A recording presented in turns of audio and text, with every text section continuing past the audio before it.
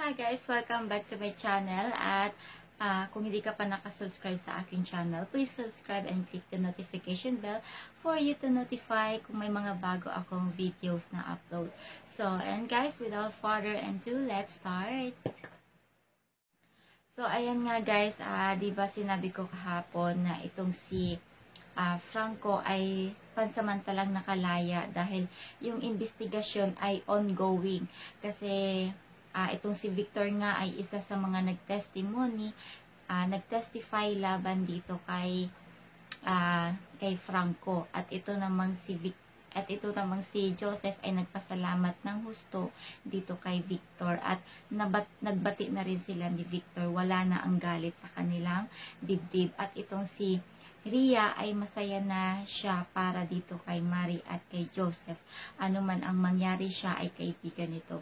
So, ayan, ngayon ay tumutulong itong si Ria sa kanilang dalawa at itong kanyang ina ni Joseph ay tumutulong din sa ina nitong si Mary.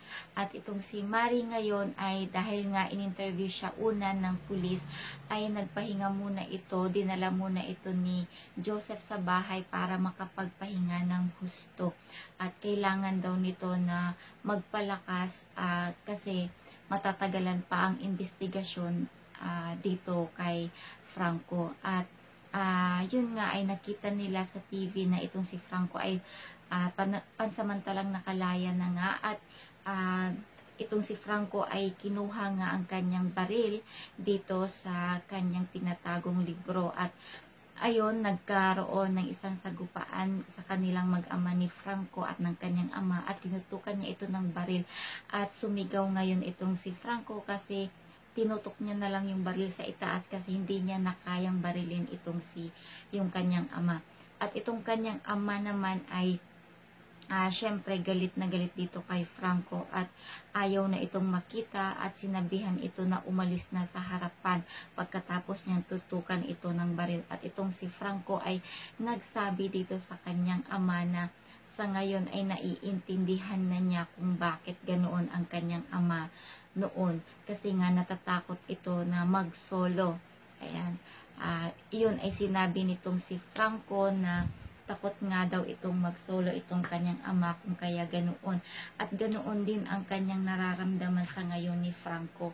Kung kaya naman talaga naintindihan niya na kung ano yung nararamdaman ng kanyang ama noon. At itong si Franco ay dahil pinaalis na siya sa harapan nitong kanyang ama ay umalis na siya ng bahay.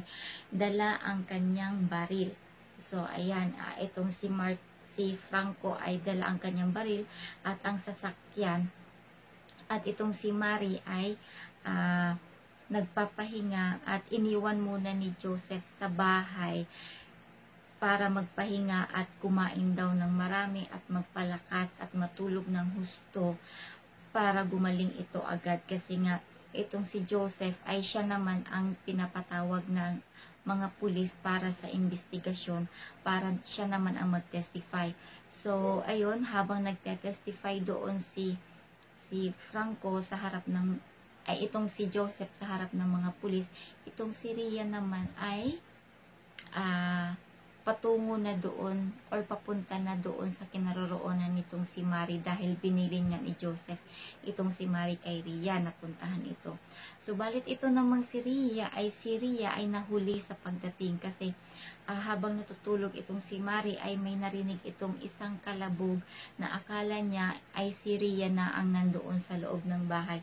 Subalit sa paghahanap niya, sa tatanong niya kung sino ang naandyan, kung sino ba, ikaw na ba yan Ria, walang sumasagot. At bigla na lang may tao na may isang lalaki na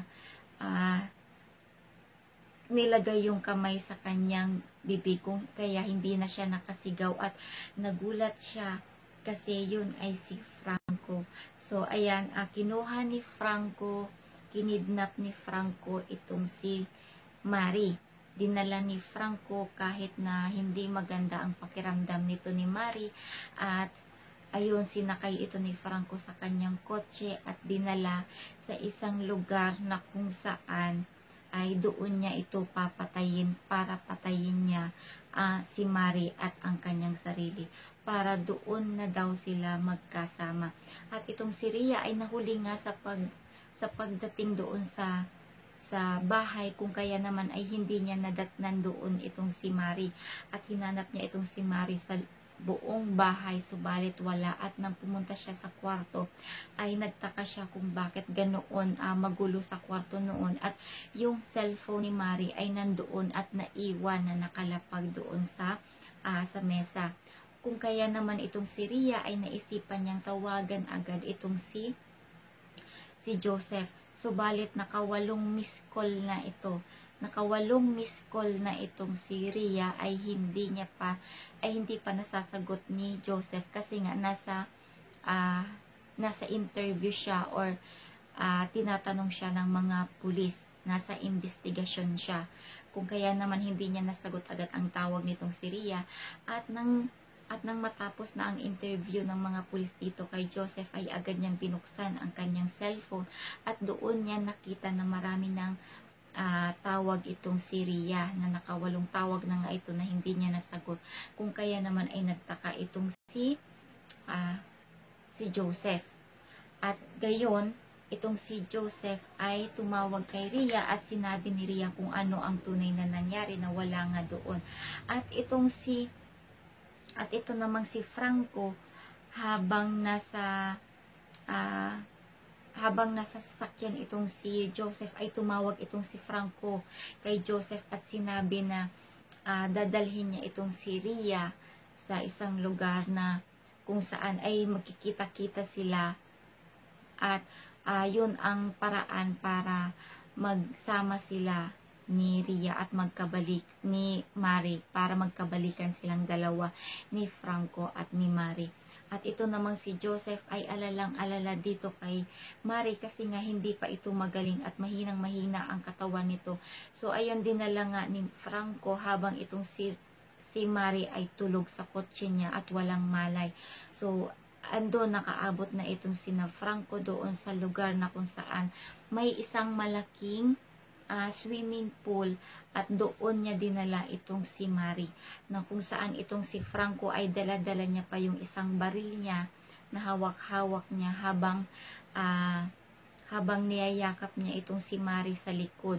Nakatalikod itong si Mari nang niyakap ni Franco, at sinabi dito na ito ang nararapat, or ito ang tamang paraan para bumalik ka sa akin. Yun ang sabi ni Franco. And then sinabi naman ni Mari na oo, ito nga siguro talaga ang tamang paraan para matapos na ang lahat ng ito, matapos na ang lahat ng kabaliwan mo. So ayun, subalit ng tinutok ni Franco yung baril sa dibdib nitong ni Mari, kaso nga lang itong si Franco, nang kakalabitin niya na ang kanyang baril, ay bigla na namang tumunog, or may naririnig na naman siyang tunog, or sumasakit na naman ng husto ang kanyang ulo, kung kaya hindi niya nakakalabit yung kanyang baril agad. Hindi niya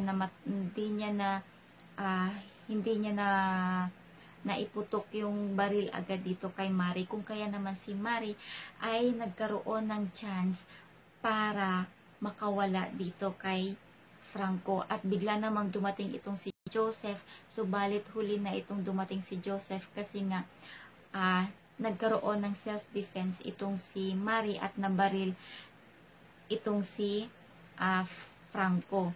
Kung kaya naman ay agad-agad na tumakbo itong si Joseph palapit kay Mari para naman yakapin itong si Mari, kasi natatakot ito ng husto nang makita ni Mari na itong si Franco ay nalaglag doon sa swimming pool, at natamaan kasi ng baril dito sa may balikat. Kung kaya ito ay nahulog sa swimming pool, at yun ang abangan natin kung ito nga ba si Franco ay makakaligtas or hindi dahil sa nabaril niya ang kanyang sarili at nahulog sa swimming pool.